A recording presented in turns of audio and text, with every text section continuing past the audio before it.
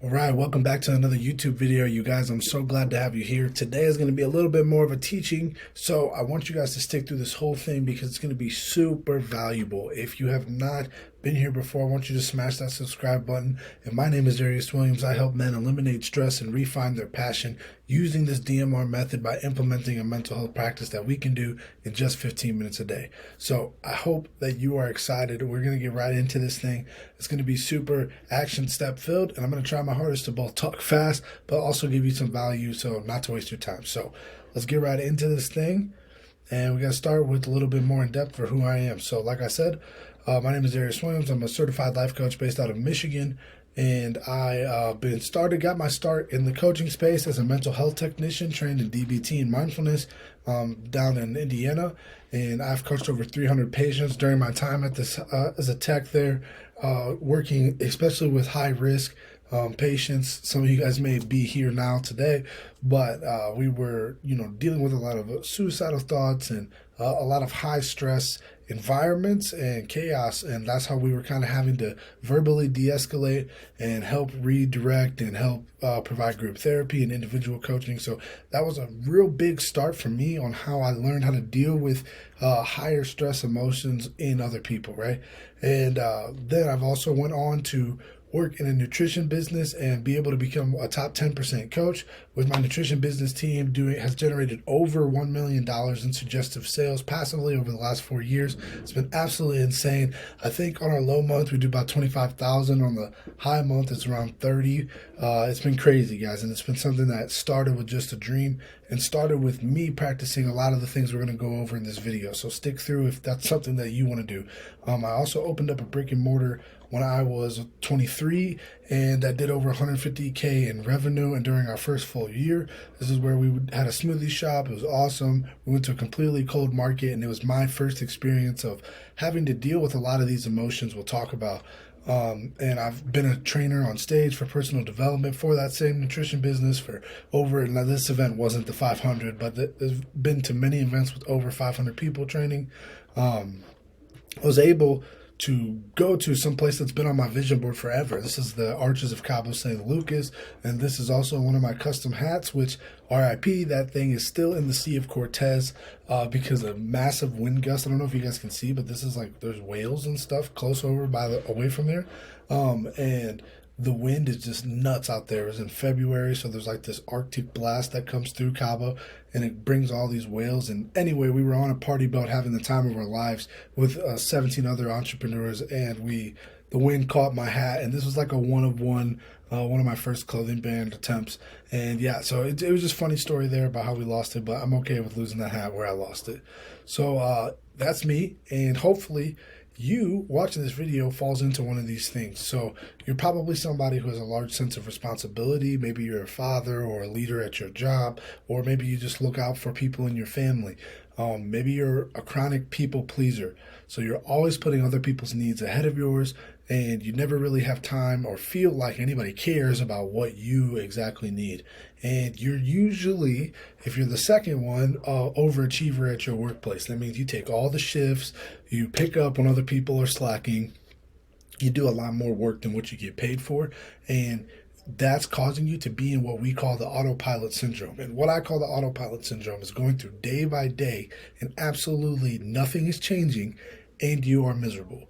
And I don't mean miserable in the sense that you're financially just down, or you don't have, food to pay for, you're stressed out about bills, or maybe you are because you've expanded your cost of living. But the autopilot is more about not having a purpose, because I think as men, especially men with responsibilities, children, or work, we eventually get told you have to grow up. And not that that's not true, but a lot of times we take that pencil too far and we start to try to erase the immaturities in our life. But sometimes that comes at the cost of erasing the things that we hold most dear and the things that keep our mental health and our mindset stress-free, which is what we're trying to do. Okay, and maybe you're also somebody you've even tried conventional means of mental health care and you haven't found something that sticks, or you haven't found a person that you can relate to that is able to help you see the sides and benefits of all these different things you may have already heard about. I am sure 100% we all have heard about different things like meditation or journaling, and we'll get into that you can do to help with your mindset, but it's just nobody's ever really been able to relate to you the value of doing those things. So if you fall into any one of these categories, this video is 100% meant for you, and I hope that it found you on time. And so absolutely stay through because I'm going to help you out. So let's go right into this. This is a simple 3-step process. It's called the DMR method, just like in Call of Duty for a lot of my friends who are still gaming, right? But we're going to go into step 1, and this is going to be how you create a mental health practice that you do every single day in order to keep your mindset at 100. Okay, so step 1, we're going to talk about why should you even practice? Like, why do I have to practice my mental health? That's not something we talk to about, but we need to talk about it because it is a skill like any other, and actively not practicing it has serious negative effects.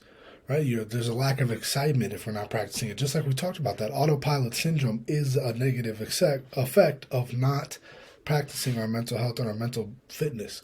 Or we have a lack of memories. I don't know about you guys, but if you're stuck in that autopilot syndrome, sometimes it's hard. You almost wake up and feel as though your life has just kind of passed in front of you. You haven't really been here long enough to make real memories because every day is just the same gear turning thing. Right? You have lower performance output. I don't know about you guys, but a lot of the times, even though you are an overachiever, you could be doing more because your energy levels aren't where they need to be because we're stressed out, we're doing all these other things, right? The law of drift starts to happen, right? And this is, if you guys are familiar with Jim Rohn, he talks about this. And the law of drift means that as you slowly start to lack in daily disciplines, you start to stack these negative emotions and things. And what he means is like, it will and can spill into every area of your life. And he says it like this, that how you do one thing is how you do everything. There's no way to be really good at your job and really bad at your mental health and fitness and then still be a happy person or a good husband or a good whatever, because you're drifting, right?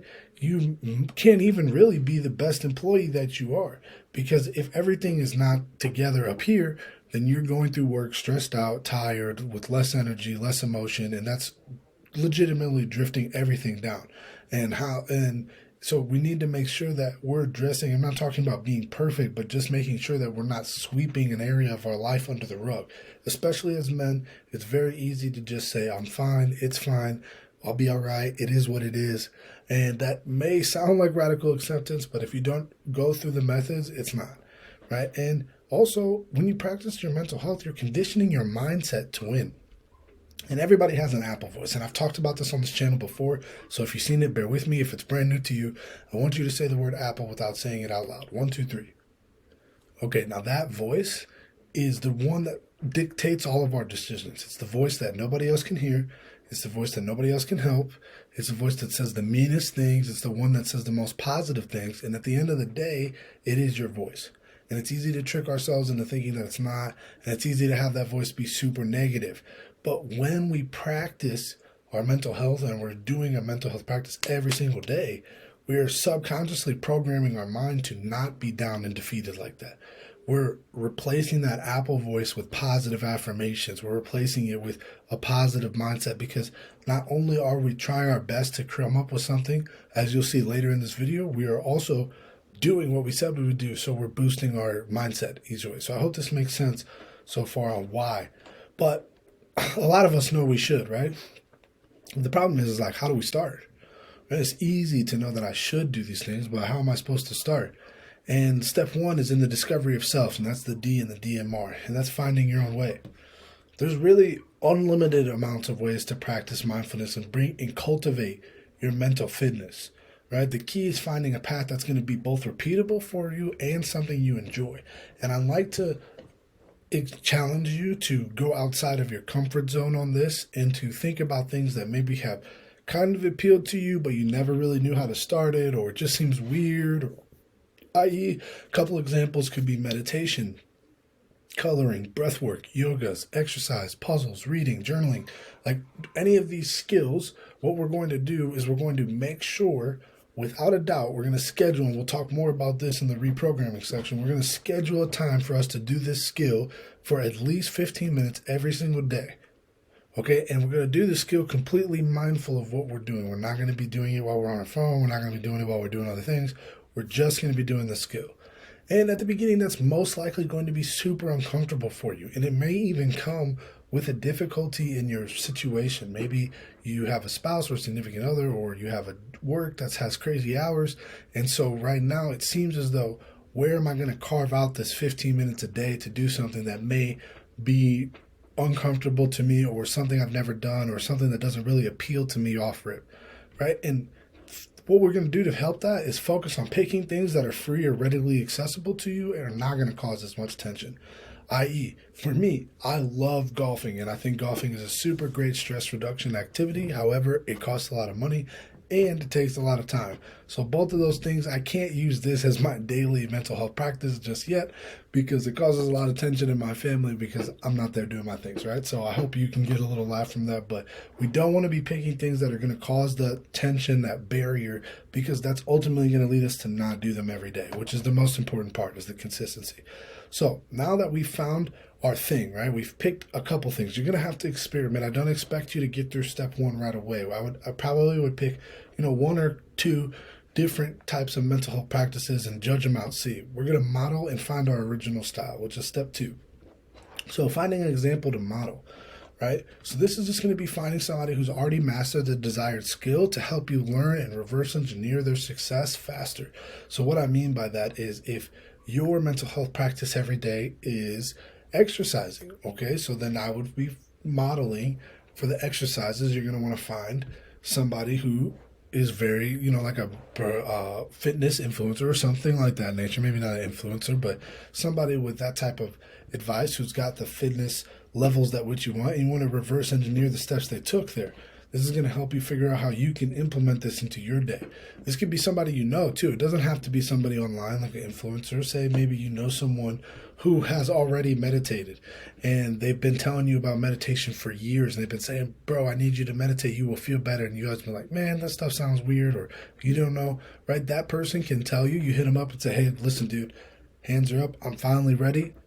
Where's some of the places you started, right? And this will help you get a good place to start. Okay, somebody like my channel and where we're at is a perfect example where we're giving out free content on how to apply these things into your daily life and to make it part. And the important thing here is not to cross over the line of comparison or stealing. Now, stealing is the wrong word here, but what I mean is you don't want to copy somebody just because they appear to be happy, right? And what I mean by that is, if journaling is not your jam, you don't have to journal. And you don't have to compare yourself and feel negative because you don't journal if somebody who you look up to or who you would like to model is journaling. And if that doesn't resonate with you, that does not mean to judge yourself or to stop searching for that perfect mental health practice for you. So it's important to not cross that line. It's very easy with social media to start to go into comparison mode and to think, well, this person has a $10,000 setup or yoga mat or whatever, and I don't have these things, so I can't do it. When that's not true. You could go wherever they started and figure out a way, right? And then once you kind of have that person, you kind of have that basis, you want to put your own spin on things, okay? So once you've chosen the skill, after experimenting with a couple ones, you want to learn into moving the mastery of the skill. And what I mean by that is putting your own imagination into the practice. And so if you're journaling, right, maybe you start out, let's do meditation. Meditation's a great example of this. So when I first started meditation, and it's very common for most people to start with guided meditations where you are listening to somebody talk and guide you through how kind of your thought processes and where to take your energy and focus through the meditation, especially if you've never done it before. This is a great way to start, and I usually recommend it for most people who want to get into it. However, as you start to master the skill, I find, not everybody, I find it's helpful to have sort of what I call free meditations where I kind of let my mind go wherever. And there's actually, once you get into it, there's hundreds of thousands of different meditations that you can do for different things. But I believe having your definition of what that means is totally not only necessary, but it's what will move you and allow you to do this every single day. Because if we say like, oh, my cousin who's really happy and successful, he journals this way, but the way that he journals doesn't align with me, and I decide, hey, I want to journal by simply just writing down whatever comes to my brain on this piece of paper in any direction I wish. That helps me feel better. And that's what you should do.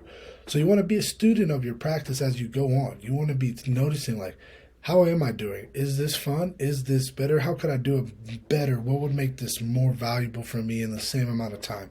Right? And whatever you do, do not allow the opinions of others to dictate what mental health practice you do. So if you come from a place that is not, pro sitting down and having some time to meditate, or pro sitting down and having a journal where you're going to get made fun of, I want you to probably not share it with other people. But if you must share it and they must be rude to you, just know that this is for you. And as much as those people may have an effect and it may not feel good to be made fun of, they're also not able to hear the Apple voice that you have and that you have to deal with. And so this is for you to cultivate a stronger Apple voice, a stronger internal temperature, so that way things of that nature won't bother you. All right, so now we've found our thing. We found an example, we're putting our own spin on it, and now it's time to reprogram our identity in order to stay consistent in this. Okay, now being consistent is the magic to everything, right? And the easiest way to stay consistent with something is to shift your identity.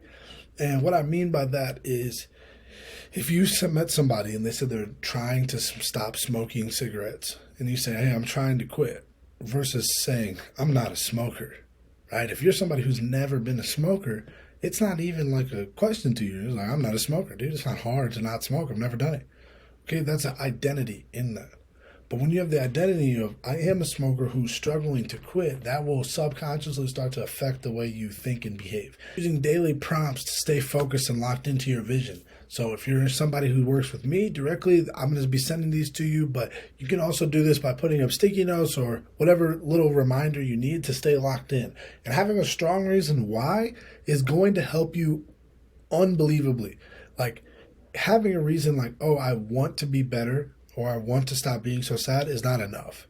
You need to get to a reason that's going to cry. So whatever that is for you, if you say, this is the difference between I want to be a millionaire and I want to be so financially free that I'm able to take care of my parents, I have no debt, and I'm able to go on 2 vacations a year without worrying about it. Right? That's a super specific why and something that pulls me. Or I want to lose this weight just to lose weight versus I need to get healthy in order to stay around longer for my kids and have more energy. Do you see the difference in the whys? Not in order that it needs to be a shameful why, but it needs to be one that invokes emotion, because that's how you stay locked in. And another way is to find a community. Finding a group of any kind that you can lock arms with on this mission is going to help so much, because it's not going to be just you, and you're probably going to find somebody in that community who you relate to and is able to help you kind of be that beginning model for your mental health practice, right? And getting an accountability partner like in the person that maybe that's just your cousin, brother, whatever, and you say, hey bro, I want to start taking care of myself every day. Would you like to start in with me, right? Like I want to do it together. Okay, and then the easiest way to 100% shorten the speed that it takes you to figure out how to do this is to get a mentor. If this 100% take the guesswork out of it, it'll allow you to ask hard questions that are not easy to type in Google to somebody and not have to search through self-help books or free videos like this for every single answer you need right when you need it. Right? Doing this single-handedly 10x my life. Throughout both of my businesses, I always had mentors, and I've always paid for mentorship every single year in order to grow my businesses, because I know just how powerful it is to ask somebody who already has what I want in order to shortcut my path to get there. And so now that we've been through this whole thing, you kind of have 2 options, okay? So option number 1 is to try out this method, come back to this video. You can save it, watch it as many times as you want. It's on here for free. And start piecing together the information and applying it to your life and finding stuff on the internet and continuing that. And that will 100% work. It just will take longer and sometimes can be a little bit more painful and have a little more barriers. And option number 2, if you're ready to finally stop dealing with this chronic stress and anxiety and you want to reclaim your authentic self for sure, through a practice just like we talked about, without the guesswork, with me here to be able to directly talk to you.